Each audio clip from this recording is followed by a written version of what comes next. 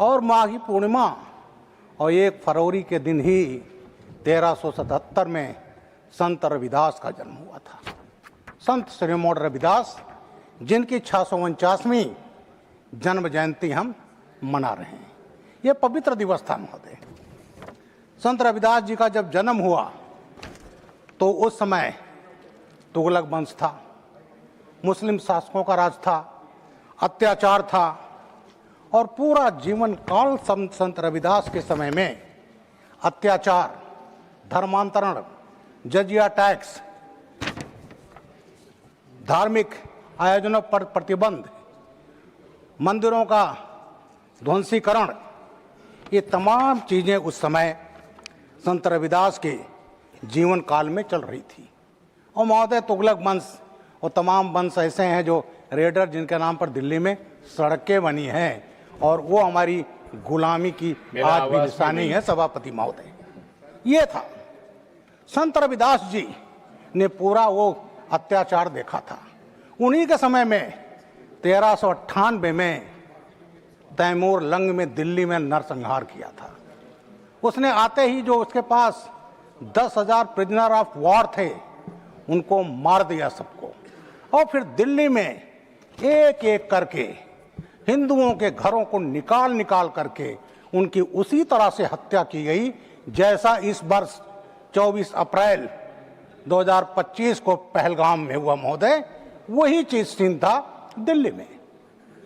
और महोदय उस समय ये सब होते हुए संत रविदास ने सब कुछ देखा था, संत शिरोमणि थे, तो उन्होंने क्या परिकल्पना की? उन्होंने कहा ऐसा शासन हो, ऐसा देश हो, तो उन्होंने कहा बेगमपुरा। बेगम, जहां गम ना हो, दुख ना हो, कष्ट ना हो, कोई भूखा ना हो, किसी के सर पर ऐसा ना हो जिसके सर पर छत ना हो, सामाजिक सद्भाव हो, सब अपने धार्मिक आयोजनों को पालन कर सकें। ये सब की जो परिकल्पना थी संत रविदास की, और संत रविदास ने जो परिकल्पना की उसका नाम रखा था बेगमपुरा। महोदय 2014 से मोदी सरकार जो आई है वही कर रही है ऐसा देश जहां गम ना हो, कोई भूखा ना हो, कोई दुखी ना हो, अत्याचार ना हो, आतंकवाद ना हो, नक्सलिज्म ना हो, दलित, SC ST पर अत्याचार ना हो, सबका भला हो। तो ये सब परिकल्पना जो बेगमपुरा की थी संत रविदास की, वही चीज हमारे प्रधानमंत्री नरेंद्र मोदी जी कर रहे हैं। क्या दे रहे हैं? 80 करोड़ से ज्यादा लोगों को अनाज। क्या है? कोई भूखा ना रहे, कोई भूखा नहीं रह रहा है। ये चीज हमारे कांग्रेस मित्रों ने क्यों नहीं किया? किसी ने चिंता नहीं की सभापति महोदय। इनके समय में क्या था? PL 480 480 लाल गेहूं आता था, मैंने भी खाया है सभापति महोदय। और वो PL 480 सन 70 तक चला। उसी पर अमेरिका चड्डी गांठता था कि हमारी जो मैं कहूं उस पर चलिए और नहीं तो हम आपको गेहूं नहीं देंगे। सभापति महोदय PL 480 तो खत्म हो गया 16 वर्ष बाद, लेकिन उसके रेमिनेंट्स पार्थेनियम ग्रास के रूप में, गाजर घास के रूप में आज भी है, जिसे कांग्रेस घास कहा जाता है, जिससे आज भी किसान परेशान है सभापति महोदय। वो PL 480। और मोदी जी ने क्या दिया? कोई भूखा ना रहे। अब दूसरी बेगमपुरा की कल्पना, छत, घर पर सबके सिर पर छत हो। तो आज 4 करोड़ से ज्यादा लोगों को मकान दिया जा रहा है, शहरी क्षेत्र हो, ग्रामीण क्षेत्र हो। तो महोदय ये जो दिया जा रहा है जिससे कोई दुखी ना, ये भी है बेगमपुरा की कल्पना।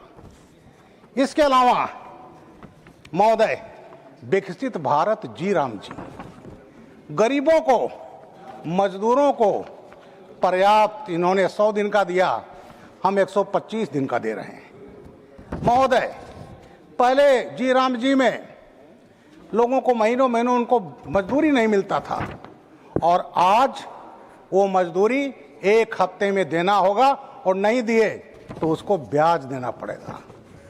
और महोदय, अगर वो मजदूरी मांग रहा है, काम मांग रहा है, काम नहीं दिया तो आपको बेरोजगारी भत्ता देना होगा। तो सभापति महोदय, उन्होंने ये मजदूरों के लिए किया गया ये विकल्पना है बेगम पूरा की। इसके अलावा किसान, भारत किसानों का देश है। 60% ज़्यादा लोग कृषि पर आधारित हैं और कृषि पर आधारित हैं इसीलिए किसान सम्मान निधि, लखपति दीदी, महिलाओं के लिए प्रोग्राम, समूह, ये जितने कार्यक्रम हैं वो संत रविदास जी ने जो कहा, उन्होंने सबको उसी परिकल्पना पर मोदी सरकार 2014 से कार्य कर रही है। अब महोदय, इतना बड़ा परिवर्तन आया कैसे? महोदय, विकास तब होता है जब शांति रहती है, सुरक्षा रहती है, तभी विकास होता है और वो मोदी राज में हो रहा है। महोदय, आज डिफेंस में जो बजट दिया गया है 1,03,000 करोड़ ज्यादा दिया गया है पिछले साल से। 7.85 करोड़ लाख करोड़ का बजट और 1,03,000 करोड़ इस वर्ष ज्यादा क्यों दिया गया है? सीमाएं सुरक्षित होनी चाहिए और आज भारत इंपोर्टर से एक्सपोर्टर कंट्री बना है। ये मोदी सरकार में संभव हुआ है, जबकि यूपीए सरकार में, पहली सरकार में जब शुरू हुआ जीप घोटाला से शुरू हुआ था। अब वीआईपी हेलीकॉप्टर घोटाला, बोफर्स घोटाला, महोदय घोटालों की सरकार थी। डिफेंस में के साथ, भारत माता के साथ इस टाइप का होता था। लेकिन आज जो हमारी सीमाएं सुरक्षित हो रही हैं, हम तमाम एयरप्लेन बना रहे हैं जनाब, C-295, पहले हम AN-32 और AN-12 पर आधारित से, आज हम बड़ौदा बना रहे हैं C-225। आज हम 5th जनरेशन प्लेन बनाने के कगार पर हैं। किसी दिन आप सुनेंगे कि हमने 5th जनरेशन प्लेन बना लिया। AMCA बना रहे हैं और हमारी ब्रह्मोस मिसाइल्स में तो दुनिया में हम करीब करीब बहुत आगे हैं सुपरसोनिक मिसाइल्स बनाने में, और उसका प्रयोग, उसकी टेस्टिंग भी हो चुकी महोदय ऑपरेशन सिंदूर में। तो इस तरह से हमारी सीमाएं सुरक्षित हैं और इसी तरह हमारी आंतरिक सुरक्षा। यूपीए काल में धमाके, दिल्ली हो, जयपुर हो, अहमदाबाद हो, आर्थिक राजधानी दिल्ली हो, हैदराबाद हो, साइबर सिटी बंगलौर हो, हमारे तीर्थ स्थल हो, काशी हो, अयोध्या हो, गुवाहाटी हो, धमाके ही धमाके।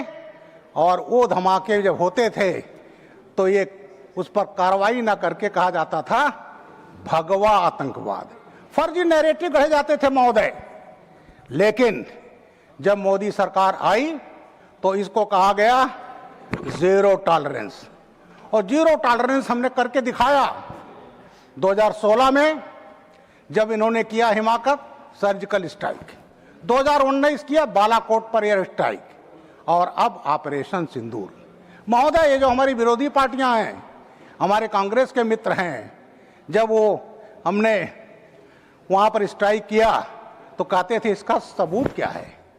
तो महोदय वो करके हमारी सरकार ने दिखा दिया है, और आज किसी की हिम्मत नहीं होगी कि हमारे यहाँ ये कुछ कर सकें। और श्रीमान जी, मैं थोड़ा समय चाहूँगा, 1 मिनट। महोदय, माननीय मनमोहन सिंह जब मुख्यमंत्री प्रधानमंत्री थे तो उन्होंने कहा था कि ये जो नक्सलिज्म है ये हमारे देश के लिए सबसे बड़ी समस्या है।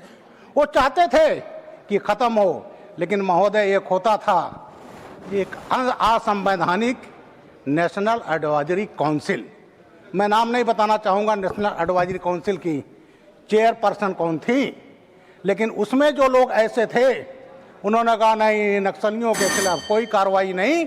और साहब प्लीज थोड़ा सा और दे दें, तो कोई कार्रवाई नहीं हुई महोदय, उसमें नहीं हुई कार्रवाई तो इनके समय में बात इसलिए। और आज हमारे प्रधानमंत्री जी के नेतृत्व में आज नक्सलवाद खत्म हो गया महोदय। 31 मार्च को नक्सलों का सफाया हो जाएगा। इनकी सरकार में मध्य प्रदेश में कांग्रेस के लीडरशिप मार दी गई, बाबू विद्याचरण शुक्ला जी मारे गए प्रदेश का अध्यक्ष, तब भी इनके कान पर जूं नहीं रहेगी महोदय। तो नटतल में मैं समराइज कर रहा हूं।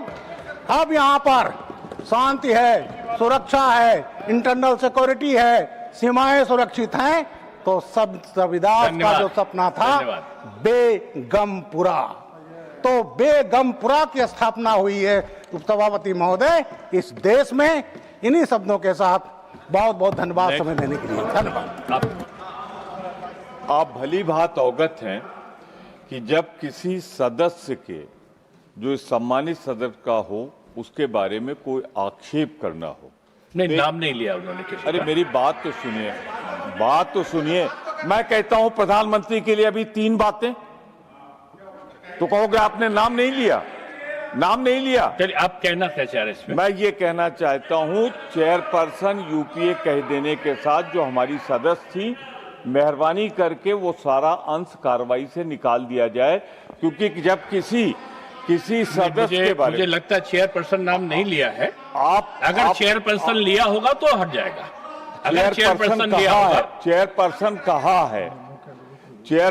कहा है नहीं तो, ठीक है, जो नियम होगा उसके अनुसार अगर चेयरपर्सन लिया होगा, वहां वर्तमान सदस्य का नाम नहीं लिया जा सकता, ऐसा है तो निश्चित रूप से नियम का पालन किया जाएगा। ठीक है, कर दीजिएगा। नहीं तो हम प्रधानमंत्री के लिए, मैंने कहा ना कि जो उनके प्रशंसा में ऐसे गीत गा देंगे कि कार्रवाई है वो नियम से चलेगी। अगर नियम में नहीं है तो निश्चित रूप से नहीं होगा, वो नहीं आएगा इसमें कार्रवाई में। Next Shri Upendra Kushwaha ji, not present. Shri Ashok Rao Chauhan ji, not present. माननीय सदस्य श्री कार्तिकेय शर्मा जी, नॉट प्रेजेंट। माननीय सदस्य श्री सुजीत कुमार, नॉट प्रेजेंट।